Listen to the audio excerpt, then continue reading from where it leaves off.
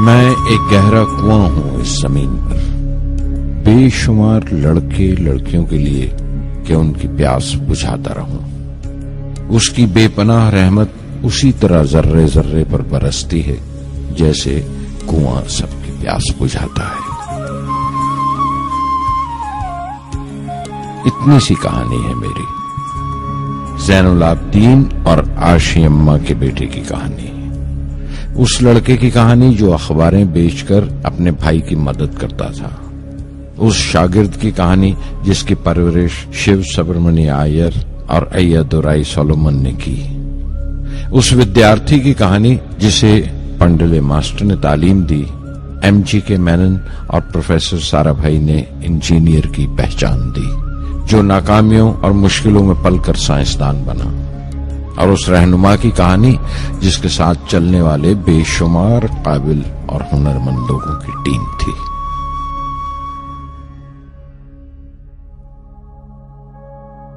मेरी कहानी मेरे साथ खत्म हो जाएगी, क्योंकि दुनियावी मानों में मेरे पास कोई पूंजी नहीं है। मैंने कुछ हासिल नहीं किया, जमा नहीं किया। मेरे पास कुछ नहीं और कोई नहीं, न बेटा, न बेटी, न परिवार। मैं दूसरों के लिए मिसाल नहीं बनना चाहता, लेकिन शायद कुछ पढ़ने वालों को प्रेरणा मिले कि अंतिम सुख रूह और आत्मा की तस्कीन है। खुदा की रहमत उनकी विरासत है। मेरे परदादा अबुल, मेरे दादा फकीर और मेरे वालिद ज़ैनुल आबदीन का खानदानी सिलसिला अब्दुल कलाम पर खत्म हो जाएगा, लेकिन खुदा की रहमत कभी खत्म नहीं होगी, क्योंकि वो अमर है, लाफानी है। पूर्णमदः पूर्णमिदं पूर्णात् पूर्णमुदच्यते पूर्णस्य पूर्णमादाय पूर्णमेवावशिष्यते। ॐ पूर्णमदः पूर्णमिदं पूर्णात् पूर्णमुदच्यते पूर्णस्य पूर्णमादाय पूर्णमेवावशिष्यते। पूर्णमदः पूर्णमिदं पूर्णात् पूर्णमुदच्यते पूर्णस्य पूर्णमादाय पूर्णमेवावशिष्यते। पूर्णमदः पूर्णमिदं पूर्णात् पूर्णमुदच्यते पूर्णस्य पूर्णमादाय पूर्णमेवावशिष्यते।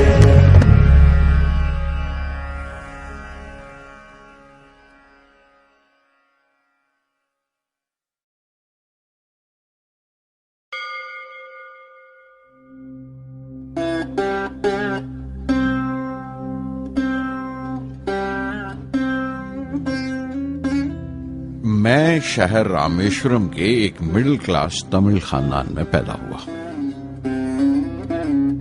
मेरे अब्बा ज़ैनुल आबदीन के पास न तालीम थी न दौलत, लेकिन इन मजबूरियों के बावजूद एक दानाई थी उनके पास और हौसला था।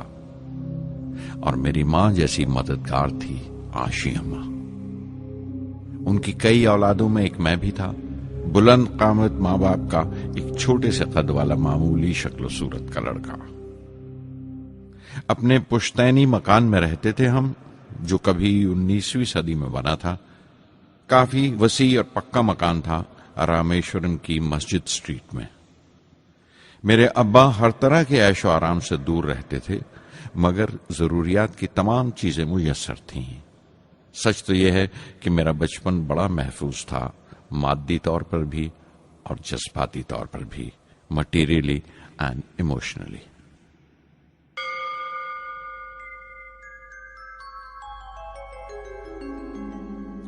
रामेश्वरम का मशहूर शिव मंदिर हमारे घर से सिर्फ 10 मिनट की दूरी पर था। हमारे इलाके में ज्यादा आबादी मुसलमानों की थी, फिर भी काफी हिंदू घराने थे जो बड़े इत्तेफाक से पड़ोस में रहते थे। हमारे इलाके में एक बड़ी पुरानी मस्जिद थी, जहां मेरे अब्बा मुझे हर शाम नमाज पढ़ने के लिए ले जाया करते थे।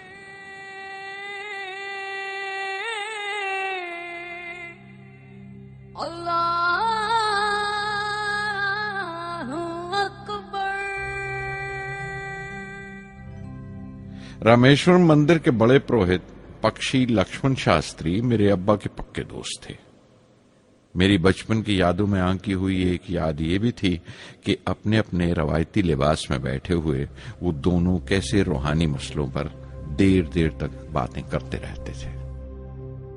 मेरे अब्बा मुश्किल से मुश्किल रूहानी मामलों को भी तमिल की आम जबान में बयान कर लिया करते थे। एक बार मुझसे कहा था, जब आफत आए तो आफत की वजह समझने की कोशिश करो, मुश्किलें हमेशा खुद को परखने का मौका देती हैं।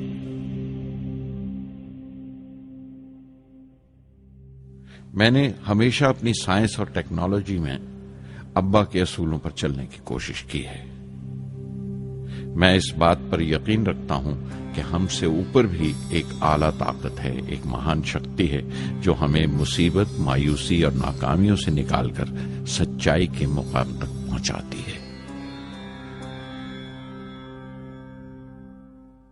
मैं करीब 6 बरस का था जब अब्बा ने एक लकड़ी की कश्ती बनाने का फैसला किया, जिसमें वो यात्रियों को रामेश्वरम से धनुषकोडी का दौरा करा सकें, ले जाएं और वापस ले आएं। वो समंदर के साहिल पर लकड़ियां बिछाकर कश्ती का काम किया करते थे। एक और हमारे रिश्तेदार के साथ अहमद जलालुद्दीन। बाद में उनका निकाह मेरी आपा जोहरा के साथ हुआ। अहमद जलालुद्दीन हालांकि मुझसे 15 साल बड़े थे, फिर भी हमारी दोस्ती आपस में जम गई थी। हम दोनों हर शाम लंबी सैर को निकल जाया करते थे। मस्जिद गली से निकलकर हमारा पहला पड़ाव शिव मंदिर हुआ करता था, जिसके गिर्द हम उतनी ही श्रद्धा से परिक्रमा करते थे जिस श्रद्धा से बाहर से आए हुए यात्री।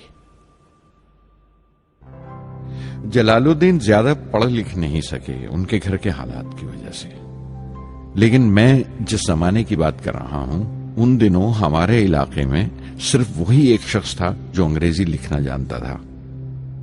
जलालुद्दीन हमेशा तालीम याफ्ता पढ़े लिखे लोगों के बारे में बातें करते थे, साइंस की इजाद, मेडिसिन और उस वक्त के लिटरेचर का जिक्र किया करते थे। एक और शख्स जिसने बचपन में मुझे बहुत मुतासिर किया वो मेरा कजन था, मेरा चचेरा भाई शमसुद्दीन। उसके पास रामेश्वरम में अखबारों का ठेका था और सब काम अकेले ही किया करता था। हर सुबह अखबार रामेश्वरम रेलवे स्टेशन पर ट्रेन से पहुंचता था। सन 1939 में दूसरी आलमगीर जंग शुरू हुई, द सेकेंड वर्ल्ड वॉर। उस वक्त मैं 8 साल का था। हिंदुस्तान को इत्तेहादी फौजों के साथ शामिल होना पड़ा और एक इमरजेंसी के हालात पैदा हो गए थे। सबसे पहली दुर्घटना यह हुई कि रामेश्वरम स्टेशन पर आने वाली ट्रेन का रुकना कैंसिल कर दिया गया और अखबारों का गट्ठा अब रामेश्वरम और धनुषकोडी के बीच से गुजरने वाली सड़क पर चलती ट्रेन से फेंक दिया जाता। शमसुद्दीन को मजबूरन एक मददगार रखना पड़ा जो अखबारों के गट्ठे सड़क से जमा कर सके। वो मौका मुझे मिला और शमसुद्दीन मेरी पहली आमदनी की वजह बना।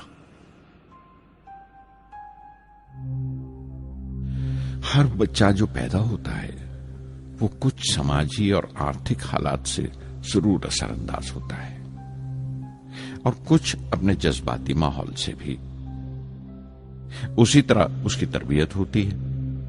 मुझे दयानतदारी और सेल्फ डिसिप्लिन अपने अब्बा से विरासत में मिला था और मां से अच्छाई पर यकीन करना और रहमदिली। लेकिन जलालुद्दीन और शमसुद्दीन की सोहबत से जो असर मुझ पर पड़ा, उससे सिर्फ मेरा बचपन ही महज अलग नहीं हुआ, बल्कि आइंदा जिंदगी पर भी उसका बहुत बड़ा असर पड़ा।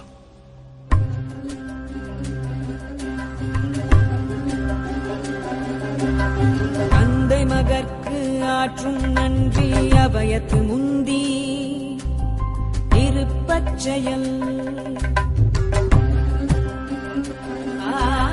தந்தை மகற்கு ஆற்றும் நன்றி அபயத்து முந்தி இருப்பச்செயல் இருப்பச்செயல் மகன் தந்தைக்கு ஆற்றும் உதவி இவன் தந்தை என்னோற்றான் கொள்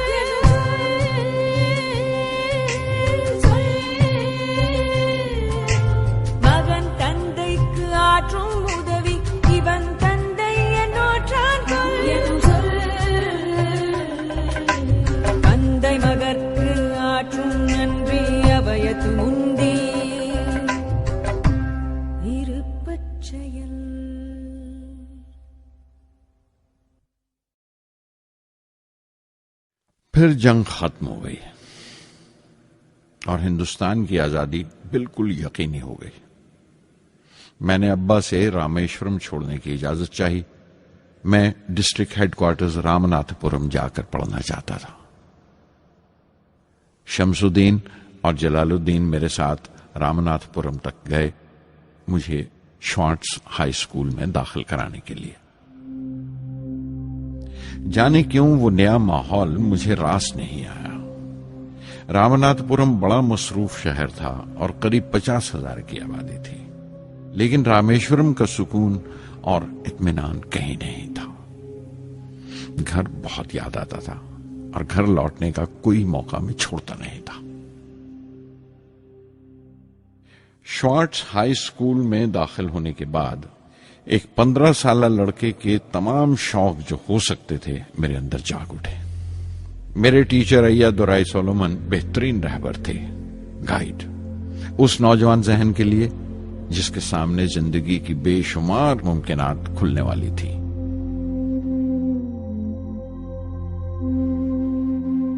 रामनाथपुरम के उस अरसा क़याम में उनसे मेरा रिश्ता उस्ताद शागिर्द या गुरु शिष्य से भी आगे निकल गया। अय्या दुराई कहा करते थे, जिंदगी कामयाब होने और नतीजे हासिल करने के लिए 3 ताकतों पर काबू पाना बहुत जरूरी है: ख्वाहिश, यकीन और उम्मीद। अय्या दुराई सोलोमन जो बाद में रेवरेंट हो गए कहा करते थे, इससे पहले कि मैं चाहूं कुछ हो जाए, ये जरूरी है कि मेरे अंदर उसकी पूरी शिद्दत से ख्वाहिश हो और यकीन हो कि वो होगा। मैं अपनी जिंदगी से अगर मिसाल दूं तो मुझे बचपन से ही आसमान के इसरार और परिंदों की परवाज हमेशा हैरान करती थी, फैसिनेट करती थी। समंदर में कूंजों और बगलों को ऊंची उड़ाने लगाते देखता था तो उड़ने को जी करता था। मैं एक सादा लोग गांव ही का लड़का तो था, लेकिन मुझे यकीन था कि एक दिन मैं जरूर उन कूंजों की तरह बुलंद उड़ाने लगाऊंगा, बुलंदी पर परवाज करूंगा। और हकीकत यह है कि रामेश्वरम से उड़ने वाला मैं पहला लड़का था।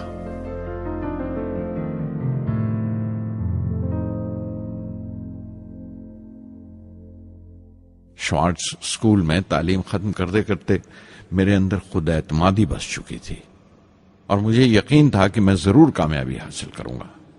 मैं तालीम आगे जारी रखूंगा, उसमें कोई दूसरा ख्याल नहीं था। सन 1950 में मैं इंटरमीडिएट पढ़ने के लिए सेंट जोसेफ कॉलेज ट्रिची में दाखिल हो गया। जब बीएससी डिग्री के लिए मैंने सेंट जोसेफ कॉलेज में दाखिला लिया तो हायर एजुकेशन के माने सिर्फ इतने ही जानता था।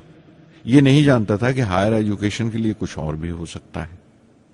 न ये जानता था कि साइंस पढ़ के फ्यूचर के लिए और क्या मौके हासिल हो सकते हैं। बीएससी पास करने के बाद ही जान पाया कि फिजिक्स मेरा सब्जेक्ट नहीं था। अपने ख्वाब को पूरा करने के लिए मुझे इंजीनियरिंग में जाना चाहिए था। पता नहीं क्यों कुछ लोगों का ऐसा ख्याल है कि साइंस आदमी को खुदा से मुनकर कर देती है, लेकिन मेरे लिए तो साइंस एतमाद, विश्वास और रूहानी तस्कीन की वजह रही है। किसी तरह मैं MIT यानी मद्रास इंस्टीट्यूट ऑफ टेक्नोलॉजी के उम्मीदवारों की लिस्ट में तो आ गया, लेकिन उसका दाखला बहुत महंगा था।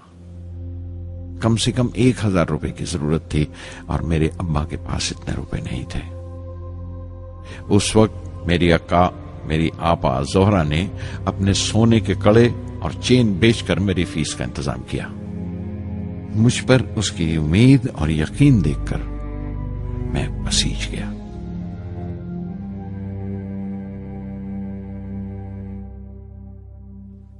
MIT में सबसे ज्यादा मजा आया। वहां 2 हवाई जहाज रखे देखकर जो उड़ान से बरी कर दिए गए थे, मुझे उनकी तरफ एक अजीब सा खिंचाव महसूस होता था। और जब सब लड़के हॉस्टल लौट जाते थे, मैं कई कई घंटे उनके पास बैठा रहता था।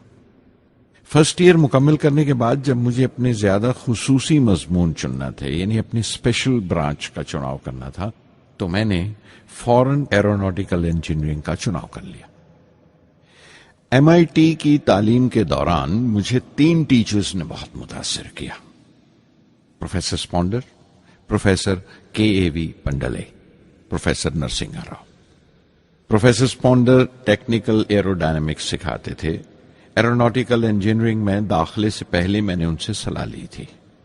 उन्होंने समझाया था कि मुझे मुस्तकबिल का फैसला करने से पहले मुस्तकबिल की मुमकिनात के बारे में नहीं सोचना चाहिए, बल्कि सोचना चाहिए एक अच्छी बुनियाद के लिए और अपने रुझान और इश्तियाक के बारे में कि उसमें कितनी शिद्दत है, मेरे एप्टीट्यूड्स और एस्पिरेशन में कितनी इंटेंसिटी है। मैं खुद भी होने वाले इंजीनियरिंग स्टूडेंट्स से कहना चाहता हूं कि जब वो अपना स्पेशलाइजेशन का चुनाव करें तो ये देखें कि उनमें कितना शौक है, कितना उत्साह है और लगन है उस शोबे में जाने के लिए।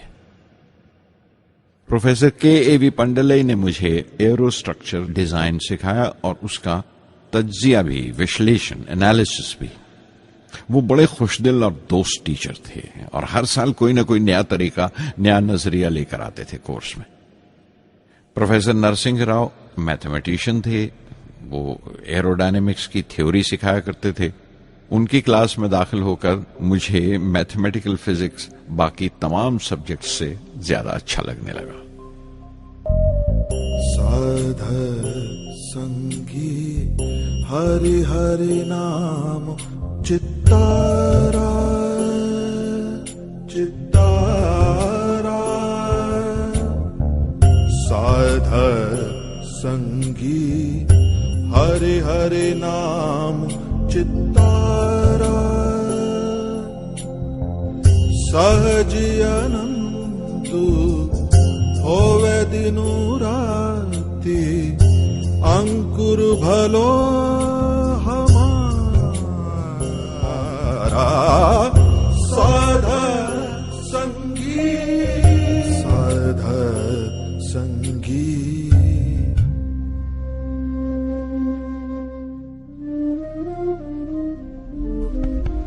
गुरुपुरा भेटियो बड़ भागी, गुरुपुरा भेटियो बड़ भागी, जाको अंतु न पारावारा, अंतु न पारावारा, नानक सरनी गहि स्वामी की, पुनः पुनः नमस्कार, साध संगी साध संगी।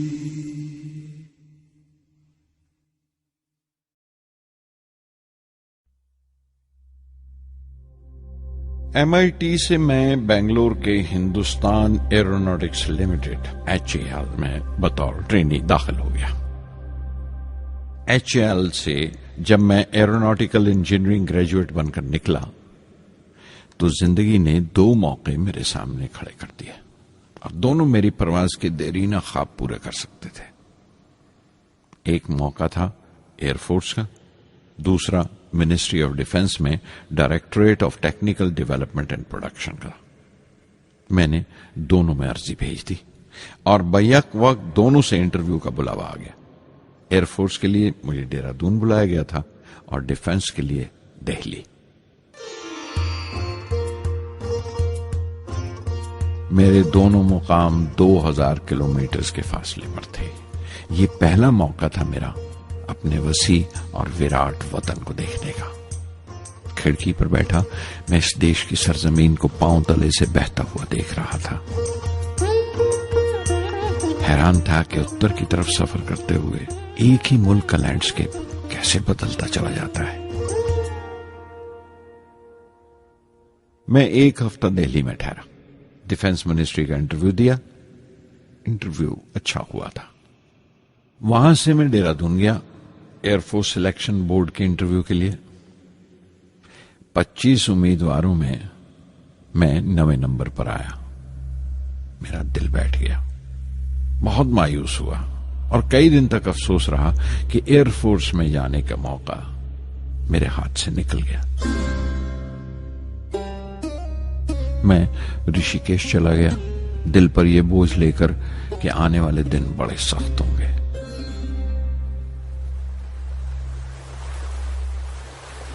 गंगा में स्नान किया और फिर चलता हुआ पास की पहाड़ी पर शिवानंद आश्रम तक पहुंच गया। स्वामी शिवानंद से भेंट हुई।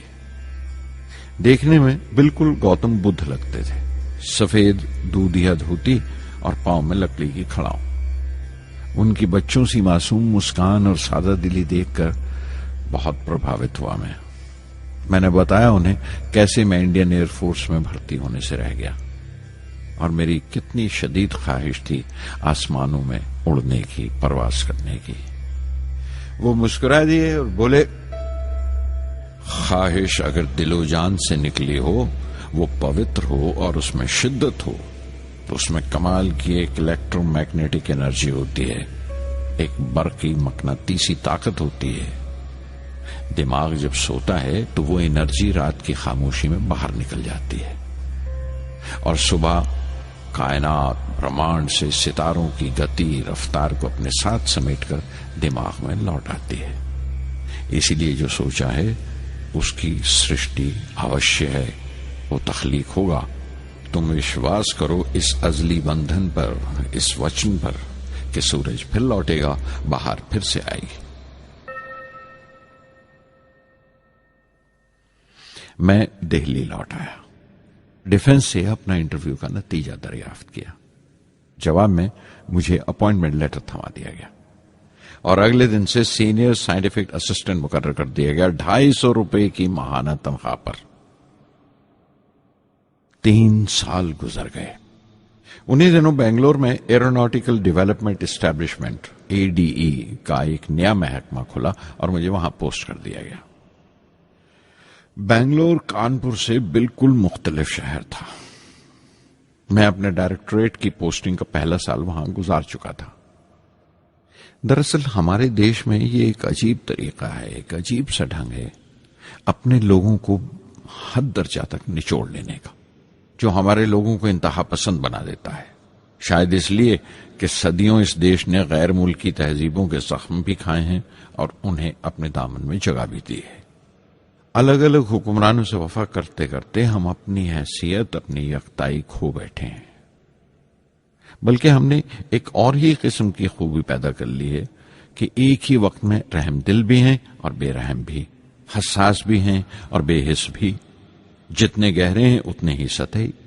ऊपर से देखो तो हम बड़े खुश रंग और खूबरू नजर आते हैं, लेकिन कोई गौर से देखे तो अपने हुक्मरानों की एक बेढब नकल से ज्यादा कुछ नहीं है। मैंने कानपुर में कल्ले में दबाए हुए पान वाले नवाब वाजिद अली शाह के नकलची बहुत देखे और बेंगलोर में फिरंगियों के अंदाज में कुत्ते की जंजीर थामे टहलते हुए साहिबों की कमी नहीं थी। बेंगलोर में रहकर मैं रामेश्वरम की सुकून और गहरे शांत वातावरण के लिए तरसता था।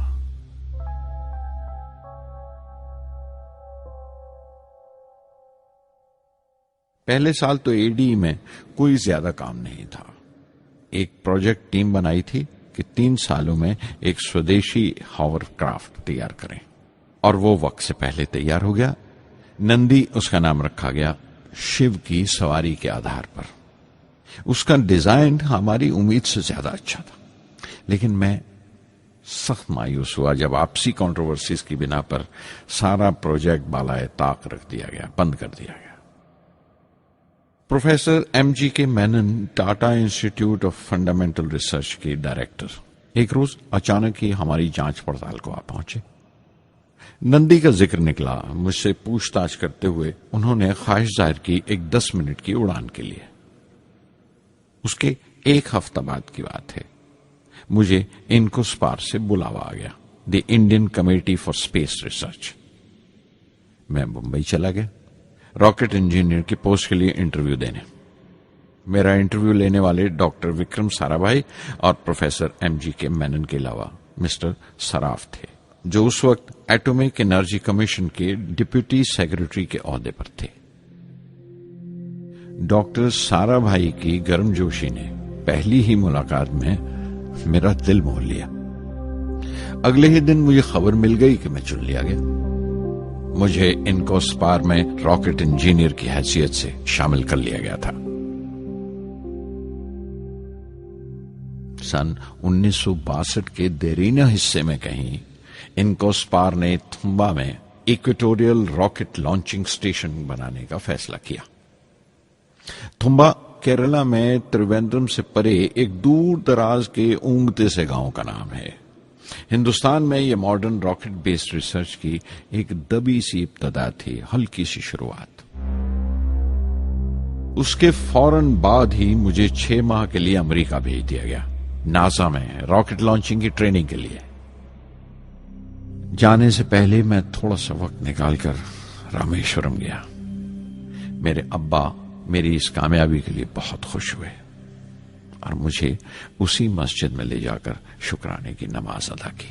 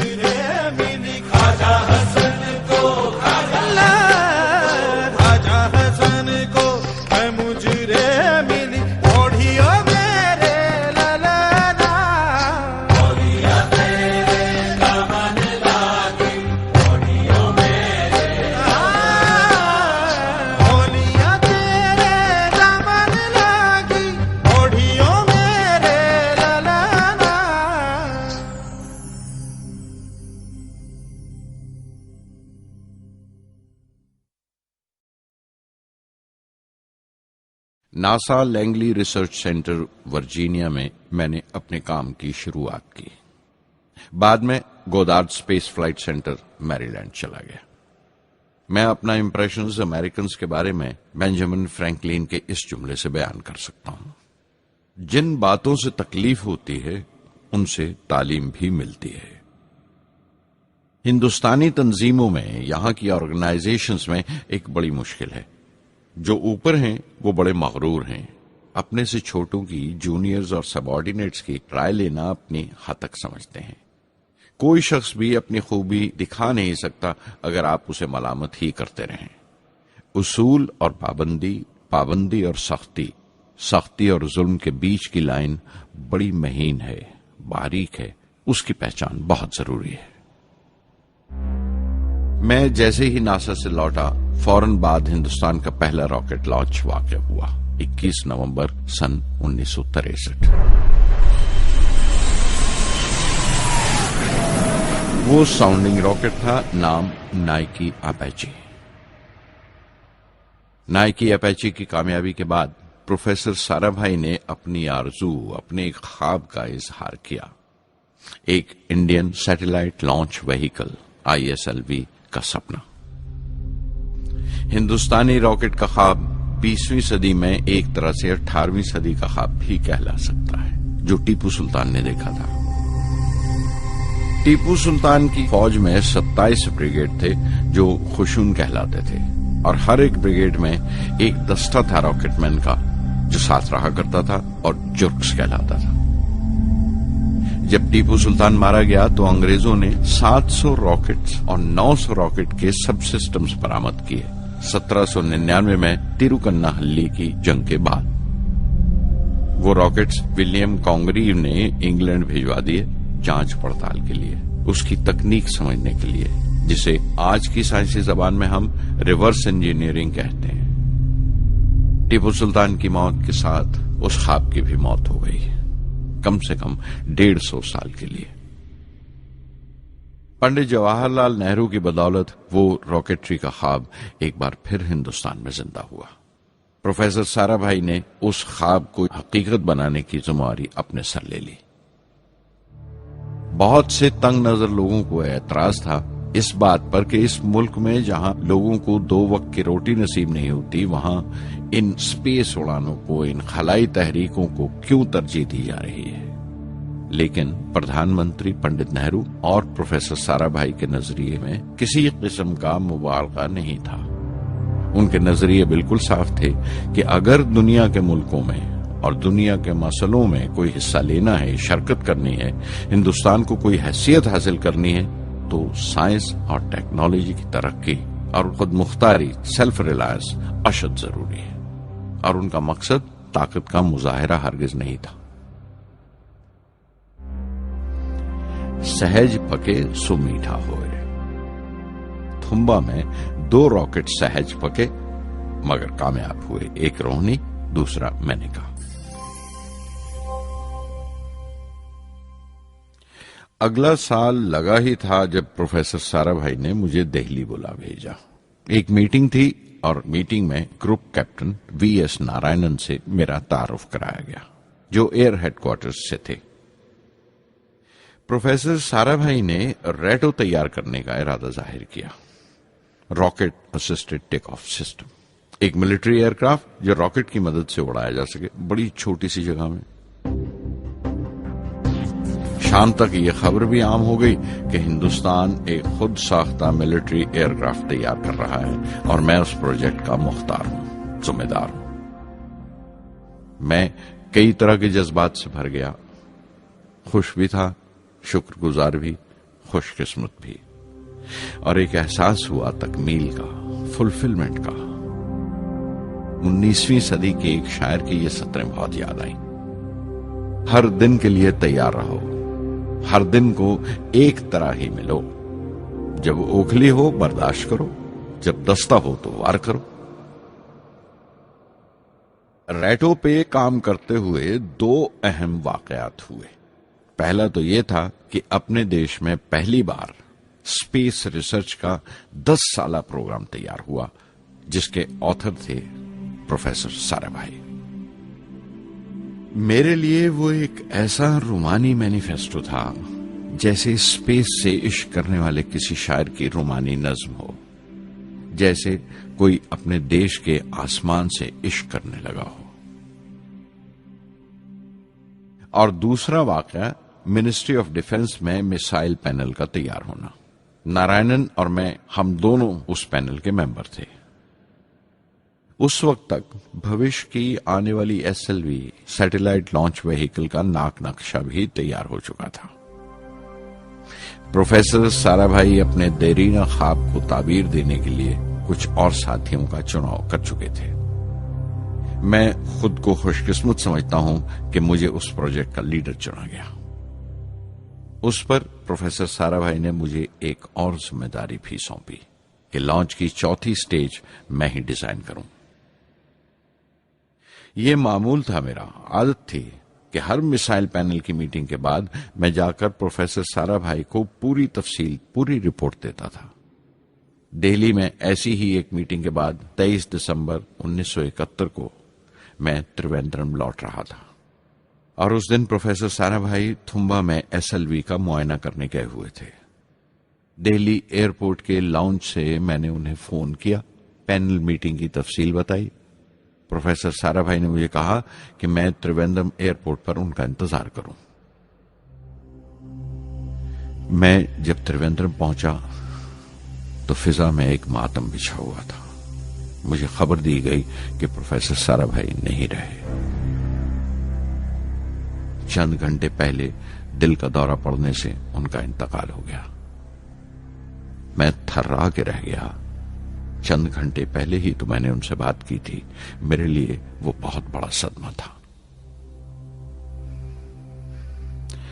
प्रोफेसर साराभाई मेरी नजर में इंडियन साइंस के राष्ट्रपिता हैं, जैसे राष्ट्र के पिता महात्मा गांधी हैं। उन्होंने अपनी टीम से रहनुमा पैदा किए और खुद अपने अमल से उनके लिए मिसाल साबित हुए।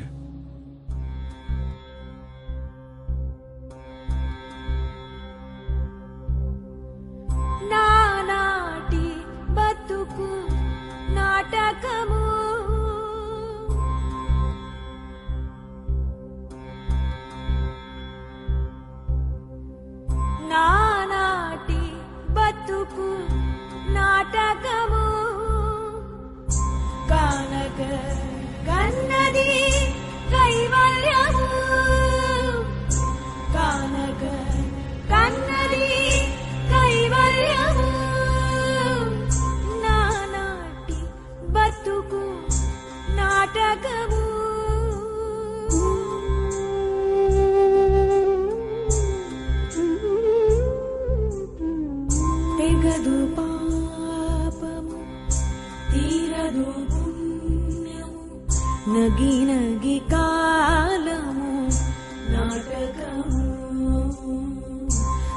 తీరదు పాపము తీరదు పుణ్యము నగి నగి కాలము నాటకము యగువన శ్రీ వెంకటేశ్వరుడేలికే యగువన శ్రీ వెంకటేశ్వరుడేలికే గగనము నీతిది కైవల్యము గగనము నీతిది కైవల్యము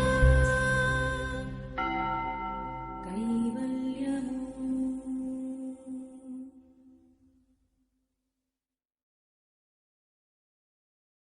कुछ अरसा प्रोफेसर एमजी के मेनन ने स्पेस रिसर्च का काम संभाला। बिलाखिर प्रोफेसर सतीश धवन को Indian Space Research Organisation ISRO की जिम्मेदारी सौंप दी गई। तुम्बा का पूरा कॉम्प्लेक्स एक बड़े पैमाने पर स्पेस सेंटर बना दिया गया और Vikram Sarabhai space centre VSSC का नाम दिया गया। जिसने वो सेंटर कायम किया था उसी के नाम से उस जगह की श्रद्धांजलि पेश की गई। मशहूर मेटलर्जिस्ट डॉक्टर ब्रह्म प्रकाश VSSC के पहले डायरेक्टर मुकर्रर हुए। कोई भी शख्स अपनी जिम्मेवारी में तभी कामयाब हो सकता है अगर वो बारसूख हो, मोतबर हो और अपने फैसलों के लिए उसे सही हद तक आजादी हो। शायद निजी जिंदगी में भी तसल्ली का यही एक रास्ता है। आजादी और जिम्मेवारी एक साथ हो, तभी वो तस्कीन और खुशी का बायस हो सकती है। और जाती आजादी हासिल करने के लिए मैं 2 रास्ते तजवीज कर सकता था जो मैंने इख्तियार किए। पहला तो यह कि अपनी तालीम और तरबियत को बढ़ावा दो। इल्म, नॉलेज बड़ा कारामद हथियार है, बहुत काम आता है। इल्म जितना ज्यादा होगा उतनी ज्यादा आजादी के हकदार हो गए। इल्म वो पूंजी है जो कोई छीन नहीं सकता। टीम की रहनुमाई तभी मुमकिन है अगर आपकी जानकारी मुकम्मल हो, अप टू डेट हो। कामयाब रहनुमा बनने के लिए जरूरी है कि दिन का काम जब खत्म हो आप पिछले काम का जायजा लें, अगले दिन के काम की तैयारी करें। दूसरा तरीका यह है कि अपने काम को अपना फख्र समझें, गर्व समझें और जरूरी है कि अपने अंदर की शक्ति की सही जानकारी हो। जो करो उस पर यकीन रखो या जिस पर यकीन हो वही करो, वरना दूसरों के ईमान का शिकार बनते रहोगे। SLV प्रोजेक्ट के पहले 3 सालों में साइंस के बहुत से नए नए इसरार खुले और आहिस्ता आहिस्ता साइंस और टेक्नोलॉजी का फर्क समझ आने लगा। रिसर्च और अमल, डेवलपमेंट का फासला पता चलने लगा। किसी भी इजाद में गलतियां होना लाजमी है, लेकिन हर गलती कामयाबी की तरफ एक और कदम उठाती है, एक और सीढ़ी बन जाती है। किसी भी तख्लीक की तरह SLV-3 की तख्लीक भी कई दर्दनाक लम्हों से गुजरी। एक रोज जब मैं और मेरे तमाम साथी अपने कामों में पूरी तरह डूबे हुए थे, मेरे घर से एक मौत की इत्तला पहुंची। मेरे दोस्त और हमदर्द मेरे बहनोई जलालुद्दीन का इंतकाल हो गया था। कुछ देर के लिए तो मैं सुन्न होकर रह गया। मेरी आंखों में अंधेरा छा गया। थोड़ी देर बाद जब अपने चौगिरदे का एहसास हुआ तो महसूस किया जैसे मेरी हस्ती का एक हिस्सा मर गया था। रात की रात बसों में सफर करता हुआ अगली सुबह मैं रामेश्वरम पहुंचा। जोहरा को क्या तसल्ली देता और क्या सब्र देता अपनी भांजी महबूबा को जो रो रो कर हलकान हो रही थी। मेरी आंखों के सोते पहले ही सूख चुके थे। थुम्बा लौटकर बहुत दिनों तक सारा कामकाज, सारी मसरूफियत बेमानी लगने लगी। बहुत दिनों तक बहुत मलाल लगा, सब बेमानी लगता था। प्रोफेसर धवन देर देर तक हौसला देते थे। कहते, SLV पर जैसे जैसे काम आगे बढ़ेगा मुझे सब्र महसूस होगा और ये मायूसी कम होते होते गुजर जाएगी। 1976 में मेरे अब्बा ज़ैनुल आबदीन 102 साल की उम्र में वहीं रामेश्वरम में इंतकाल फरमा गए। 15 पोते पोतियां छोड़कर गए थे पीछे और एक पड़पोता। दुनियावी तौर पर वो सिर्फ एक और बुजुर्ग की मौत थी। कोई बड़ा मातम नहीं हुआ, झंडा नहीं उतारा गया, न अखबारों ने स्याह हाशिए दिए, न सियासतदान थे वो, न विद्वान कोई, न कोई बड़े सरमायादार। एक सीधे सादे इंसान थे, फरिश्ता सिफत, और हर उस बात की वजह थे जो दानाई और पारसाई की राह दिखाती है।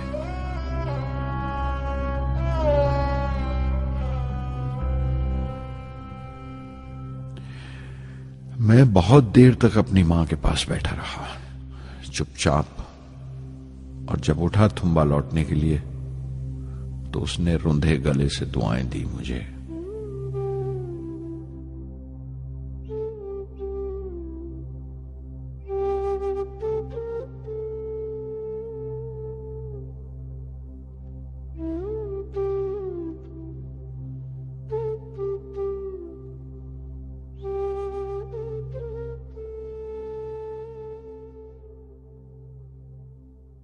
SLV-3 अपोजी रॉकेट जो फ्रांस से उड़ाई जाने वाली थी, अचानक कुछ मुश्किलों का शिकार हो गई।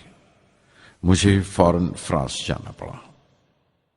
मैं रवाना होने ही वाला था कि मेरी मां की मौत की खबर पहुंची। यके बाद दीगरे 3 मौतें हो गई मेरे घर में।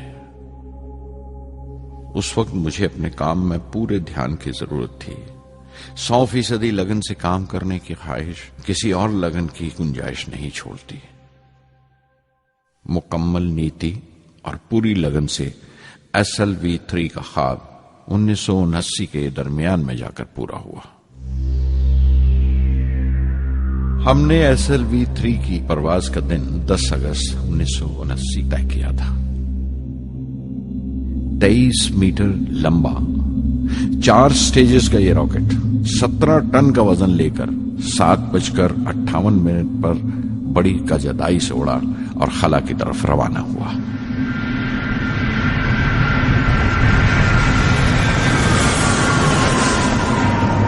पहली स्टेज हर तरह से पुख्ता निकली और बड़े आराम से रॉकेट दूसरी स्टेज में दाखिल हो गया।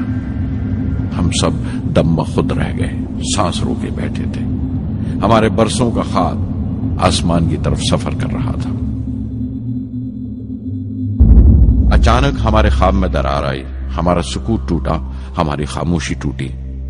दूसरी स्टेज काबू से बाहर होने लगी थी। 317 सेकंड के बाद परवाज टूट गई। मेरी मेहनत और उम्मीद चौथी स्टेज को साथ लेकर तमाम मलबा श्री हरिकोटा से 560 किलोमीटर दूर समंदर में जाके गिरा।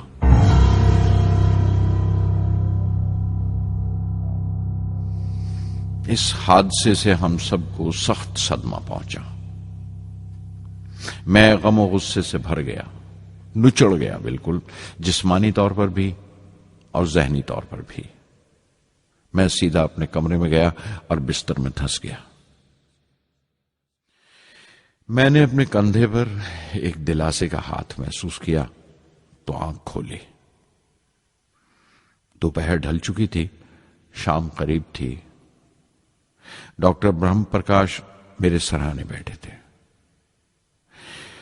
उनकी इस हमदर्दी ने छू लिया मुझे। मैं उदास था, मायूस था, लेकिन अकेला नहीं।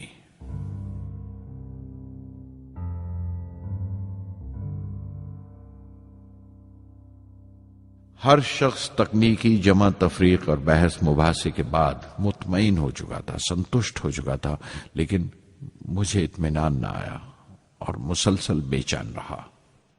मैं बेसाख्ता खड़ा हो गया और एतराफ किया प्रोफेसर धवन के सामने, सर, मेरे साथियों को नाकामयाबी की वजह दरियाफ्त हो जाने से इत्मीनान हो गया, लेकिन मैं उसे काफी नहीं समझता।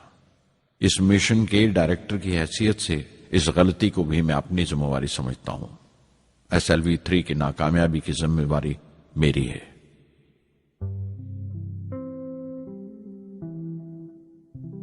साइंस का काम कमाल दर्जा उत्साह भी देता है, खुशी भी और उतनी ही गहरी मायूसी भी।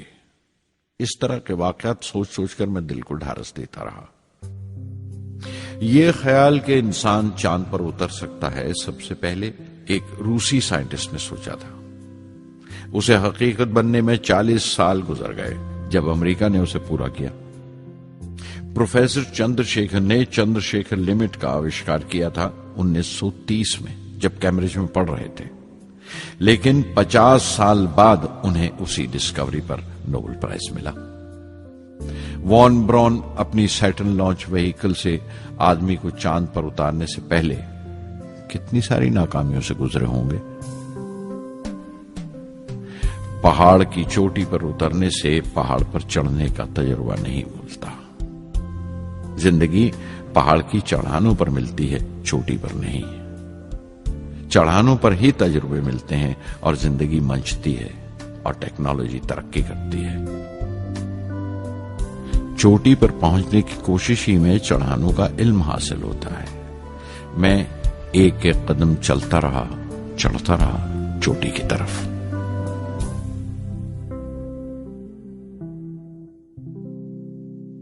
SLV-3 की उड़ान से 30 घंटा पहले 17 जुलाई 1980 के दिन अखबारों की सुर्खियां तरह तरह की राय और अंदाजों से भरी हुई थीं। ज्यादातर रिपोर्टर्स ने पहली SLV की उड़ान याद दिलाई थी कि किस तरह वो रॉकेट फेल हो गया था और उसका मलबा समंदर में जाकर गिरा था। कुछ लोगों ने तो देश की दूसरी खामियों का जिक्र करते हुए भी उसे SLV-3 से जोड़ दिया था। मैं जानता था कि अगले दिन का नतीजा हमारे फ्यूचर के स्पेस प्रोग्राम का फैसला करने वाला है। मुख्तसर ये कि सारी कौम की नजरें हम पर गड़ी हुई थीं। 18 जुलाई 1980 सुबह 8:03 पर हिंदुस्तान का पहला सैटेलाइट लॉन्च व्हीकल उड़ा।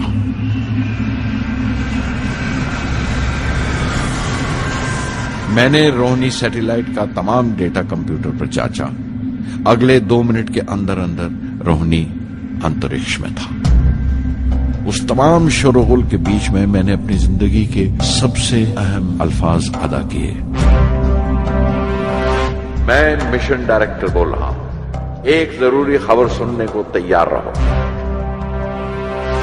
चौथी स्टेज कामयाबी के साथ रोहिणी सैटेलाइट को लेकर अंतरिक्ष में दाखिल कर रही है। मैं ब्लॉक से बाहर आया तो मेरे साथियों ने मुझे कंधों पर उठा लिया और नारे लगाते हुए जुलूस निकाला। सारी कौम में एक जोश की लहर दौड़ गई। हिंदुस्तान उन चंद कौमों में शामिल हो गया था जिनके पास सैटेलाइट लॉन्च की काबिलियत थी। हमारी कौम का एक ख्वाब पूरा हुआ था और हमारे इतिहास का एक नया बाब खुला, एक नया चैप्टर। प्रधानमंत्री इंदिरा गांधी ने मुबारकबाद का तार भेजा और सबसे ज्यादा हिंदुस्तान के साइंसदान खुश थे कि ये पूरी कोशिश स्वदेशी थी, हमारी अपनी थी। मैं कुछ मिले जुले जज्बात से गुजर रहा था। मैं खुश था कि पिछली 2 दहाइयों से जिस कोशिश में था बिलाखिर उसमें कामयाब हुआ। लेकिन उदास था जिन लोगों की बदौलत में यहां पहुंचा था वो लोग मेरे साथ नहीं थे। मेरे अब्बा, मेरे बहनोई जलालुद्दीन और प्रोफेसर साराभाई। SLV-3 की कामयाबी के महीने भर के अंदर ही प्रोफेसर धवन का फोन आया एक दिन और दिल्ली बुलाया प्रधानमंत्री से मिलने के लिए। मेरी एक छोटी सी उलझन थी कपड़ों को लेकर। हमेशा से बड़े आमियाना से कपड़े पहनता हूं और पांव में चप्पल या स्लीपर कह लो। प्रधानमंत्री को मिलने जैसा वो लिबास नहीं था, मेरे लिए नहीं, उनके एहतराम के लिए। सुना तो प्रोफेसर धवन बोले, कपड़ों की फिक्र मत करो, तुमने जो शानदार कामयाबी पहन रखी है वो काफी है। रिपब्लिक डे 1981 मेरे लिए एक बड़ी खुशखबरी लेकर आया कि मुझे पद्म भूषण से नवाजा गया है। मैंने अपने कमरे को बिस्मिल्लाह खां की शहनाई से भर लिया। शहनाई की गूंज मुझे कहीं और ही ले गई। मैं रामेश्वरम पहुंच गया, मां के गले लगा। अब्बा ने मेरे बालों को उंगलियों से सहलाया और मेरा दोस्त, मेरा रफीक जलालुद्दीन मस्जिद गली में जमा हुए लोगों में मेरे इनाम का ऐलान कर रहा था। मेरी बहन जोहरा ने मीठा बनाया घर में। पक्षी लक्ष्मण शास्त्री ने मेरे माथे पर तिलक लगाया। फादर सोलोमन ने मेरे हाथ में सलीब देकर दुआ पढ़ी और प्रोफेसर सारा भाई को देखा। उनके चेहरे पर मुस्कुराहट थी, फख्र था। जो पौधा वो लगाकर गए थे अब पूरा पेड़ बन चुका था, जिसके फल हिंदुस्तान की आवाम तक पहुंच रहे थे।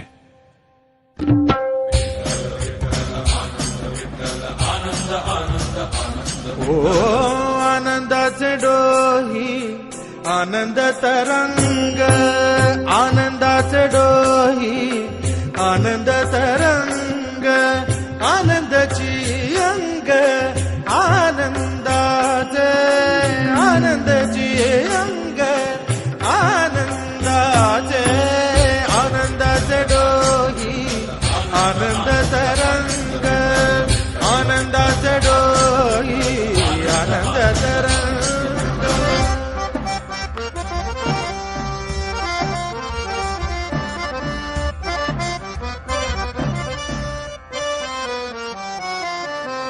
गर्भाचे आवडी मातेचा डोहळा, तेथीचा जीवळा येथे प्रेंबे। गर्भाचे आवडी मातेचा डोहळा, तेथीचा जीवळा तेथे प्रेंबे। तुका म्हणे तैसा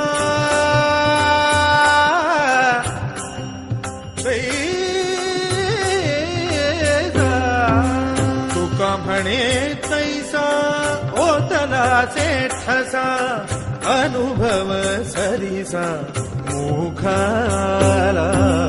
आनंदाचे डोही आनंद तरंग, आनंदाची अंग, आनंदाचे आनंदाचे डोही आनंद तरंग।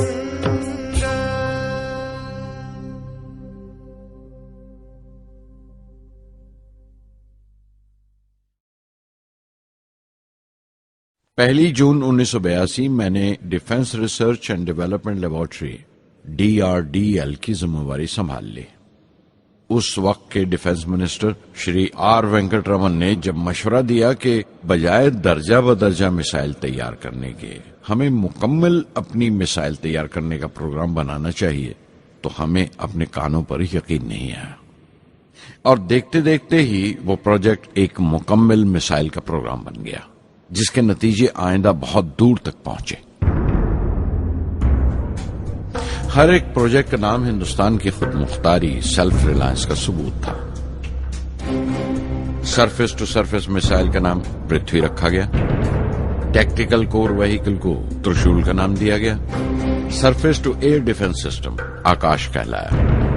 एंटी टैंक मिसाइल प्रोजेक्ट को नाग के नाम से पुकारा गया और मेरे देरीना ख्वाब रेक्स को यानी re entry experiment launch vehicle को मैंने अग्नि का नाम दिया।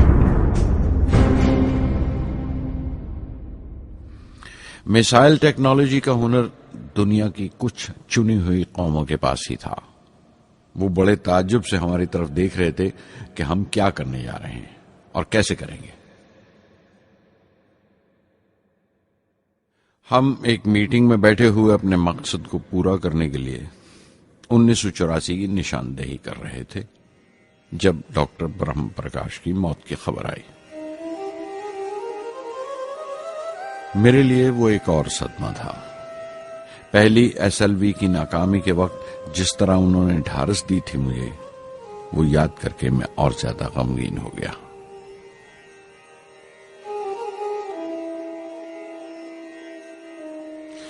प्रोफेसर साराभाई अगर VSSC के निर्माता थे, बनाने वाले थे, तो डॉक्टर ब्रह्म प्रकाश उसके आमिल थे, एग्जीक्यूटर थे।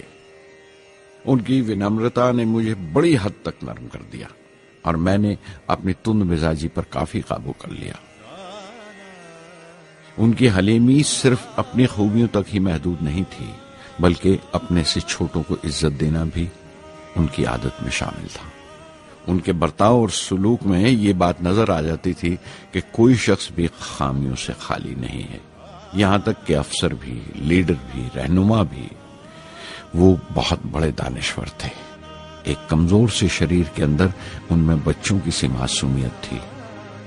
मुझे वो हमेशा साइंसदानों में संत नजर आते थे।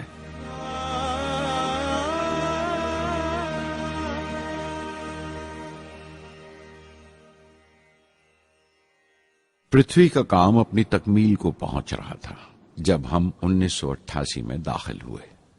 25 फरवरी 1988 सुबह 11:23 पर पृथ्वी की पहली परवाज वाक़ हुई। हमारे मुल्क में वो एक ऐतिहासिक मौका था। पृथ्वी सिर्फ एक सरफेस टू सरफेस मिसाइल ही नहीं, बल्कि आइंदा आने वाली तमाम किस्म की मिसाइल का बुनियादी नक्शा भी था। फ्यूचर का मॉड्यूल था वो। पृथ्वी ने हमारे आस पड़ोस के मुल्कों को दहला दिया। मगरबी यानी वेस्टर्न मुल्कों को पहले तो हैरत हुई, फिर गुस्से का इजहार किया और पाबंदी लगा दी इंडिया के लिए कि वो ऐसी कोई चीज बाहर के मुल्कों से न खरीद सकें जो उनके मिसाइल प्रोग्राम में इस्तेमाल हो सकती हो या काम आ सकती हो। मिसाइल की इजाद में हिंदुस्तान की खुद मुख्तारी ने दुनिया के तमाम तरक्की याफ्ता मुल्कों को परेशान कर दिया। अग्नि की टीम में 500 से ज्यादा साइंसदान शामिल थे। अग्नि की परवाज 20 अप्रैल 1999 तय पाई थी। लॉन्च की तमाम तैयारियां मुकम्मल हो चुकी थीं और हिफाजत के लिए यह फैसला किया गया था कि लॉन्च के वक्त आसपास के तमाम गांव खाली करा दिए जाएं। अखबारात और दूसरी मीडिया ने इस बात को बहुत उछाला। 20 अप्रैल पहुंचते पहुंचते तमाम मुल्क की नजरें हम पर टिकी हुई थीं। दूसरे मुल्कों का दबाव बढ़ रहा था कि हम इस तजुर्बे को मुलतवी कर दें या खारिज कर दें, लेकिन सरकार मजबूत दीवार की तरह हमारे पीछे खड़ी रही और किसी तरह हमें पीछे नहीं हटने दिया। परवाज से सिर्फ 14 सेकंड्स पहले हमें कंप्यूटर ने रुकने का इशारा किया। किसी एक पुर्जे में कोई खामी थी, वो फौरन ठीक कर दी गई, लेकिन उसी वक्त डाउन रेंज स्टेशन ने रुकने का हुक्म दिया। चंद सेकंड्स में कई रुकावटें सामने आ गईं और परवाज मुलतवी कर दी गई। अखबारात ने आस्तीनें चढ़ा ली। हर बयान ने अपनी अपनी तरह की वजूहात निकाल ली। कार्टूनिस्ट सुधीर दार ने एक कार्टून शाया किया जिसमें एक खरीदार कुछ सामान दुकानदार को वापस करते हुए कह रहा था, अग्नि की तरह वो भी नहीं चली। एक कार्टून में दिखाया गया कि साइंसदान कह रहा है, सब ठीक था, स्विच बटन नहीं चला। हिंदुस्तान टाइम्स के कार्टून में एक नेता रिपोर्टर को समझा रहा है, डरने की कोई बात नहीं, ये बड़ी अमन पसंद अहिंसावाद की मिसाइल है, इससे कोई मरेगा नहीं। करीब 10 रोज दिन रात काम चला मिसाइल की दुरुस्ती पर और आखिरकार साइंसदानों ने एक नई तारीख तय की अग्नि की परवाज के लिए। मगर फिर वही हुआ। 10 सेकंड पहले कंप्यूटर ने रुकावट का इशारा किया। पता चला एक पुर्जा काम नहीं कर रहा है। परवाज फिर मुलतवी कर दी गई। ऐसी बात किसी भी साइंसी तजुर्बे में हो जाना आम बात है।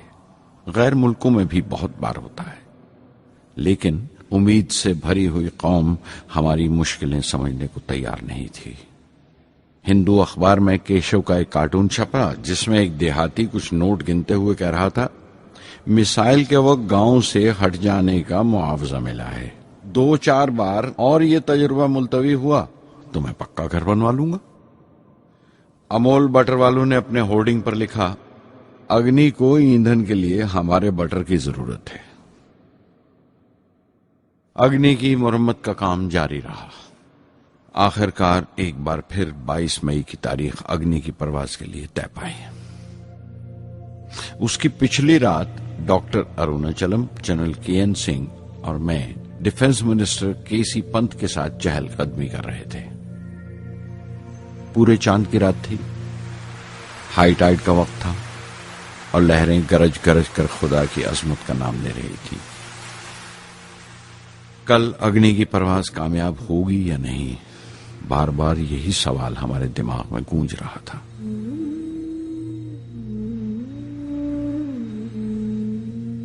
डिफेंस मिनिस्टर ने एक लंबी खामोशी को तोड़ते हुए पूछा, कलाम, कल अग्नि की कामयाबी मनाने के लिए क्या चाहते हो तुम? मैं क्या चाहता था? क्या था जो नहीं था मेरे पास? अपने खुशी के इजहार के लिए मुझे क्या करना चाहिए? और अचानक मुझे जवाब मिल गया, हम 1 लाख पेड़ों की कोंपले लगाएंगे, मैंने कहा और उनके चेहरे पर रौनक आ गई। तुम अपनी अग्नि के लिए धरती मां का आशीर्वाद चाहते हो, बोले। कल यही होगा, उन्होंने पेशेंगोई की।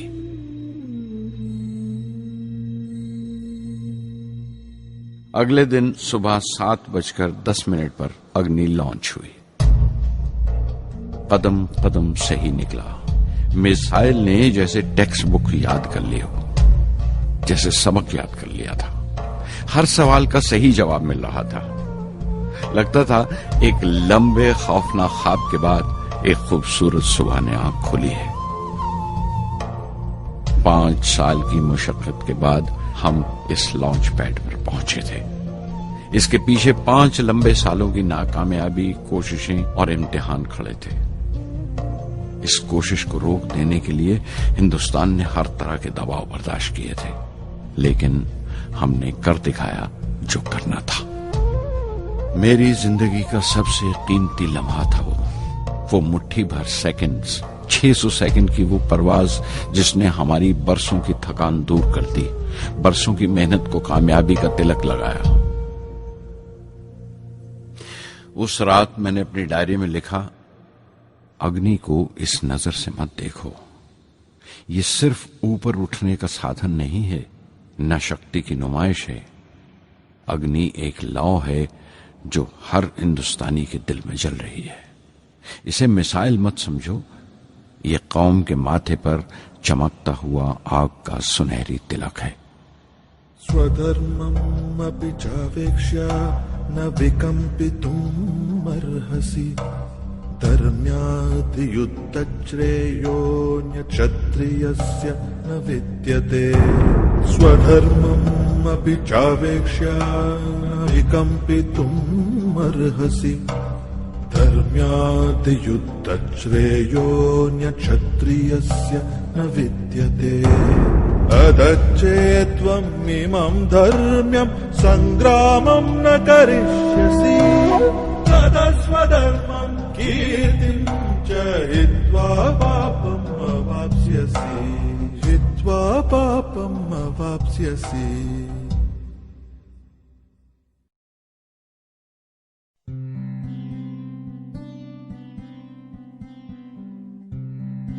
$1990 के रिपब्लिक डे पर देश ने मिसाइल प्रोग्राम की कामयाबी का जश्न मनाया।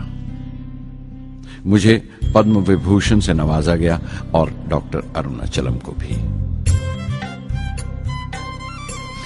10 साल पहले पद्म भूषण की यादें एक बार फिर हरी हो गईं।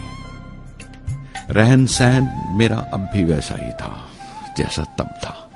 10 बाय 12 का एक कमरा किताबों से भरा हुआ और कुछ जरूरत का फर्नीचर जो किराए पर लिया था। फर्क इतना ही था कि तब यह कमरा त्रिवेंद्रम में था, अब हैदराबाद में। वेटर मेरा नाश्ता लेकर आया, इडली और छाछ, और आंखों में एक खामोश मुस्कुराहट मुबारकबाद की। मैं अपने हमवतनों की इस नवाजिश से छलक गया।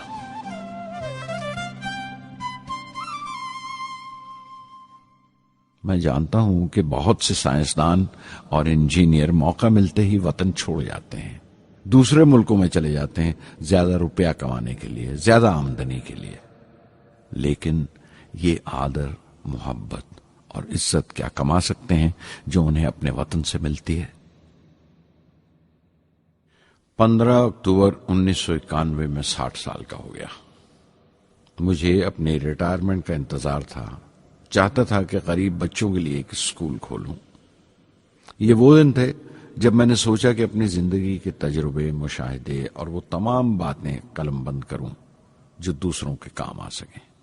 एक तरह से अपनी स्वाने उम्री लिखूं, अपनी जीवनी। मेरे ख्याल में मेरे वतन के नौजवानों को एक साफ नजरिए और दिशा की जरूरत है। तभी यह इरादा किया कि मैं उन तमाम लोगों का जिक्र करूं जिनकी बदौलत मैं ये बन सका जो मैं हूं। मकसद ये नहीं था कि मैं कुछ बड़े बड़े लोगों के नाम लूं, बल्कि ये कि कोई शख्स कितना भी छोटा क्यों ना हो, उसे हौसला नहीं छोड़ना चाहिए। मसले, मुश्किलें जिंदगी का हिस्सा हैं और तकलीफें कामयाबी की सच्चाइयां हैं। जैसा कहा है किसी ने, खुदा ने यह वादा नहीं किया कि आसमान हमेशा नीला ही रहेगा, जिंदगी भर फूलों से भरी राहें मिलेंगी। खुदा ने यह वादा नहीं किया कि सूरज है तो बादल नहीं होंगे, खुशी है तो गम नहीं, सुकून है तो दर्द नहीं होगा। मुझे ऐसा कोई गुरूर नहीं कि मेरी जिंदगी सबके लिए एक मिसाल बनेगी, मगर यह हो सकता है कि कोई मायूस बच्चा किसी गुमनाम सी जगह पर जो समाज के किसी माजूर हिस्से से ताल्लुक रखता हो, ये पढ़े और उसे चैन मिले। ये पढ़े और उसकी उम्मीद रोशन हो जाए।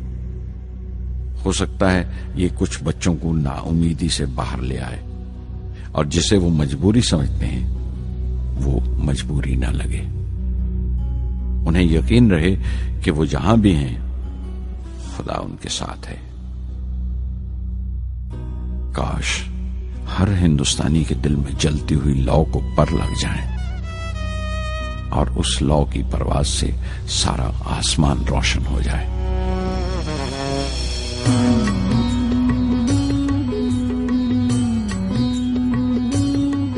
ये ज़मीं मेरी, मेरा आसमां, बड़ा खूबसूरत है जहां।